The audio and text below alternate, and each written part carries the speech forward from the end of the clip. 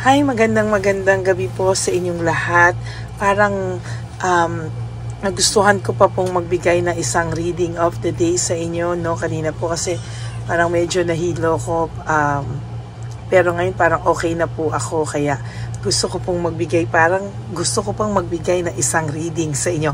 Another bonus reading for the day today. So, tingnan po natin kung ano ang makikita natin sa 5th reading for the day. Ayan, napakadami ko po ngayong Sunday because Sunday is also a very powerful day for each and every one of us. This is a Lord's Day. Kaya, sige po, today lang po ito. Huwag po kayong umasa na laging araw-araw may 5th reading, no? Ngayon lang po ito.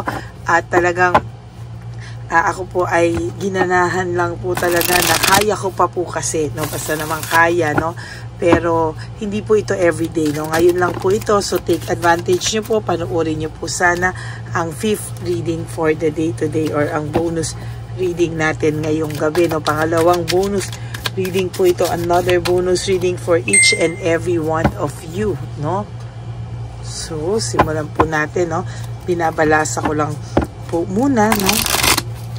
And then, ayan.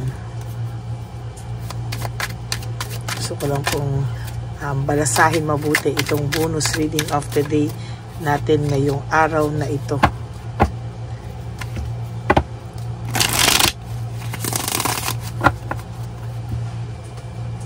Saglit po, burahin ko lang po ito. Ito po yung kanina sa 4th reading natin. So we'll erase this lang. Okay, then mamili na po tayo ng 20 cards.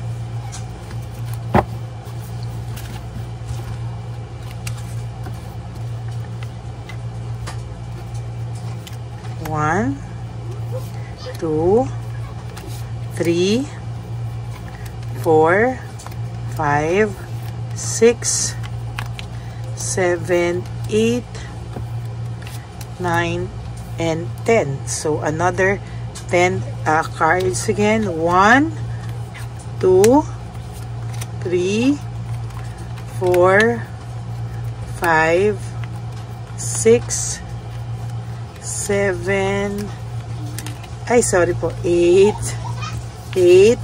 9, and 10. Okay.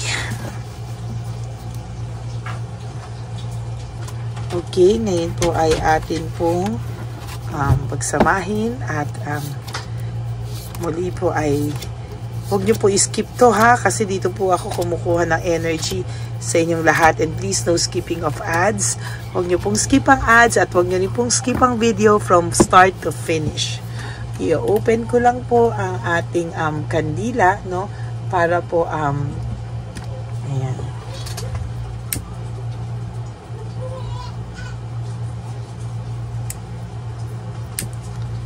Isa po matagal, pero ayan, magbubukas at magbubukas din, ano, at talagang hindi papayag tayong matalo ng ating ayan mga problema sa buhay, no? So tingnan po natin ito, no? Ayan, win at all costs. Nako, itong taong po ito ay medyo may pagka aggressive, no? May pagka selfish, palaging minsan may conflict na, hindi pa siya marunong mag-sorry, there's fear of failure, self-sabotage, kaya po siya miserable ngayon at naa-anxiety kasi napakahirap daw po para sa taong ito ang magpakumbaba at humingi ng tawad, na minsan mas importante pa po sa kanya na maging miserable na lang siya kesa po bumaba po yung kanyang pride and ego, at talagang hindi po ito marunong mag-sorry, no? Minsan talaga ikaw pa rin palagi ang kailangan magpakumbaba para kayo po ay umayos. Napakahirap po sa taong ito talaga, no? So talagang hindi niya po yan wag ganyan po mangyayari talaga sa kanya kung hindi po siya umayos, hindi po siya ay nako, mahihirapan po siya talaga, no? Kaya siya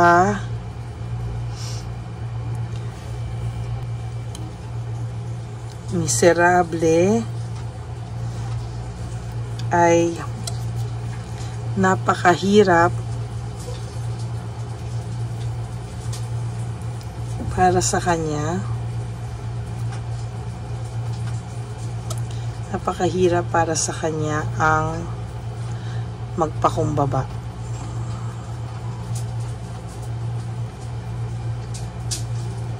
At mag-sorry. Kahit kasalanan na niya, parang ikaw pa din po ang gusto niyang tumanggap nito para kayo ay magkaayos, no? But hindi po pwedeng palaging ganyan. Relationship po should be give and take, no? Hindi po ito pwede na kayo pong dalawa ay talagang sa nakikita ko po ay dapat dalawa po kayong nagpapakumbaba sa isa't isa. Pero ayan po, lumalabas pa rin po yung pagiging selfish po nito, at sa nakikita ko po ay very, very immature, no? Immature po ang taong ito, at sa nakikita ko po ay ayan po ang rason ng kanyang pagiging miserable sa buhay, no? Very, very, very high ang self-confidence nito nung araw, no? Kaya po ngayon, may pagka-miserable siya kasi hindi po na-retain yun eh. Bakit? Hindi mo hinabol na, no? Tumahimik ka na, hindi mo na siya hinabol. Kaya itong taong ito ngayon na hindi mo siya hinabol, yung self-confidence niya na napakataas, unti-unti po yang babagsak, no?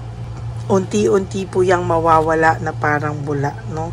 So nakikita ko po ang taong ito po ngayon ay critical po, no? Dahil marami po siyang critical po siyang maging successful talaga. Very, very clear na itong taong to ay makakaramdam ng cruel things, bitterness, siya po ay maluloko din, at talagang ay, nako, sunod-sunod po talaga ang malas nito, sa totoo lang po, no? Wala po siyang progress, no? Ang yaman po nito ay panay pride lamang, no? Magkakaroon po siya ng delay, at talagang sinasabi ko po sa inyo, magkakaroon siya ng doubt sa sarili niya, at most of the time yung mga taong lalapitan niya ay i-ignore na po siya ng tuluyan, ano?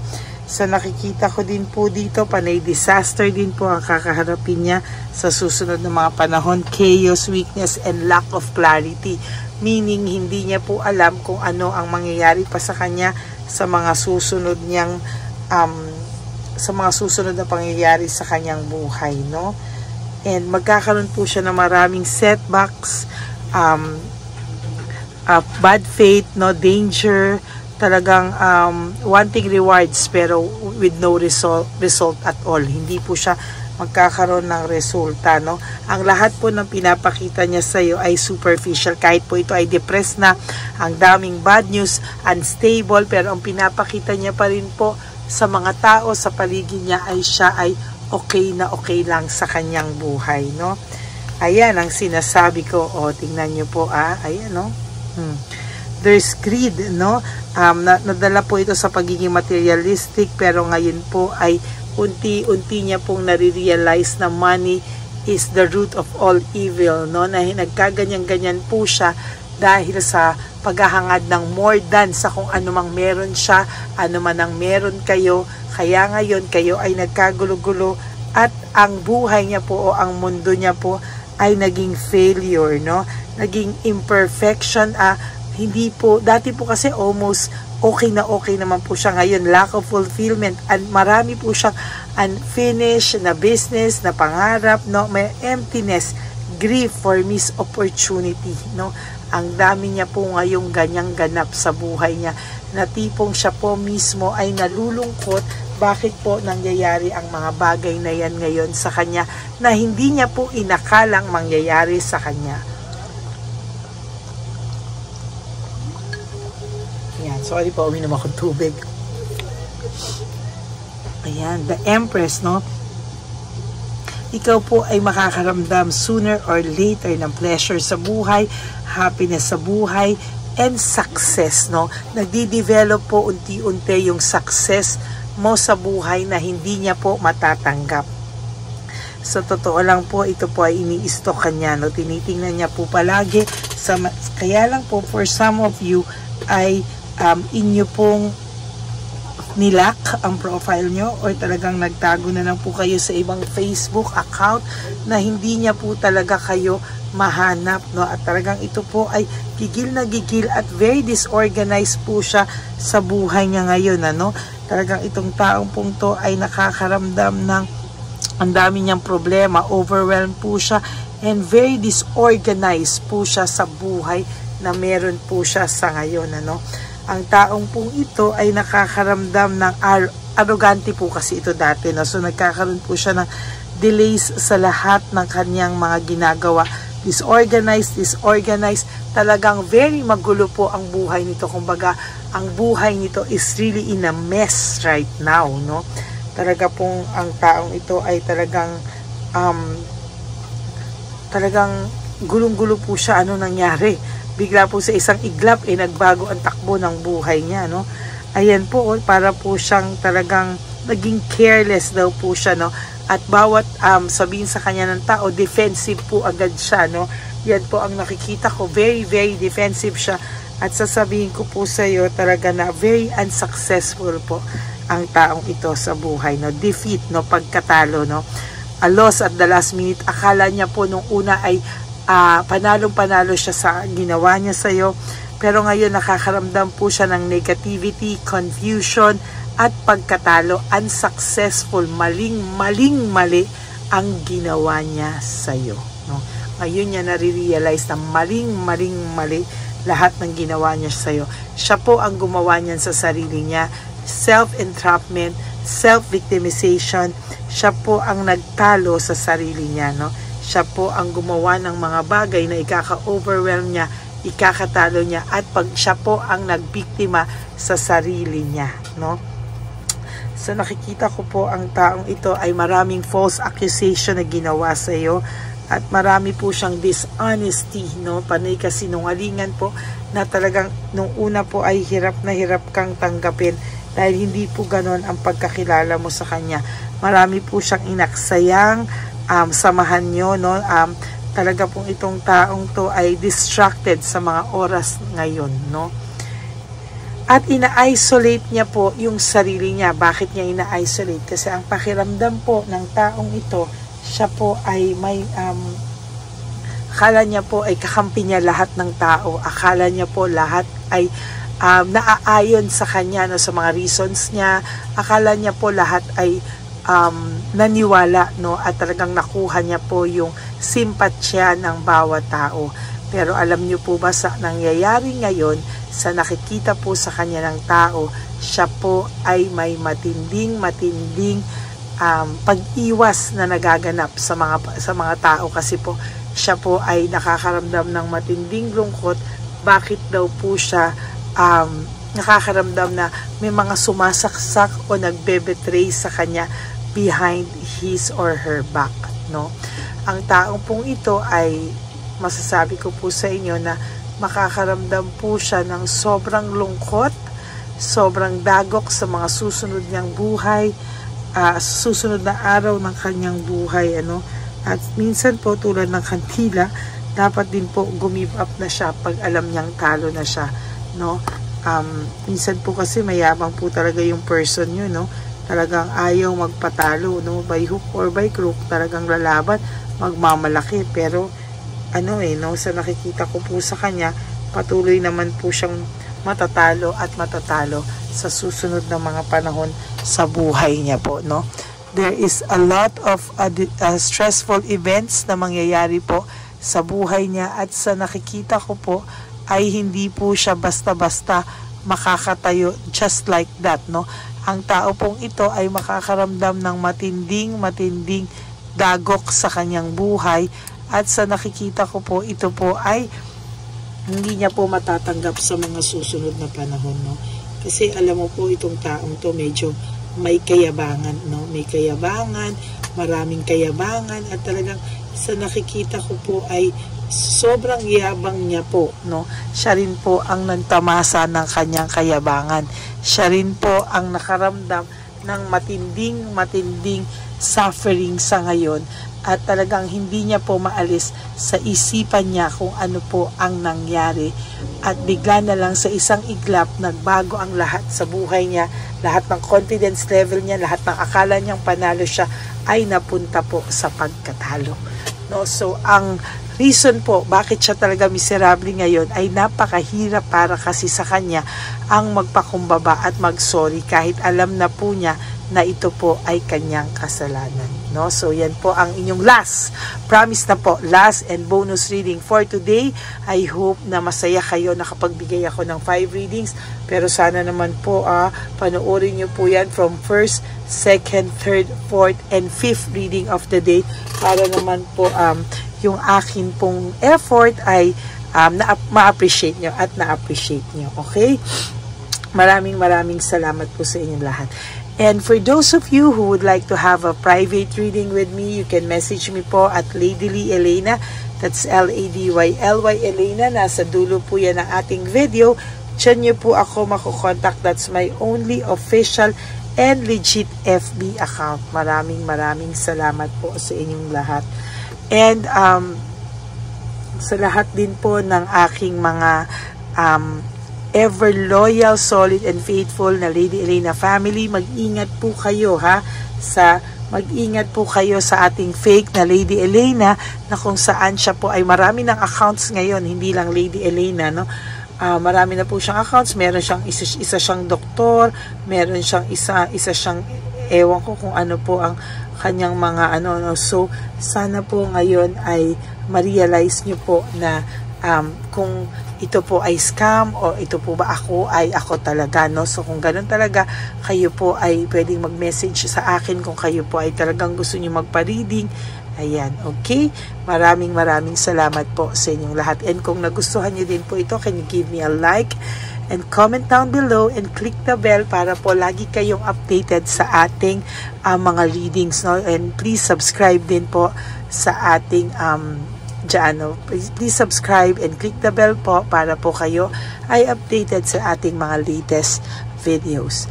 And ang bilin ko lang po sa inyo is just to live one day at a time.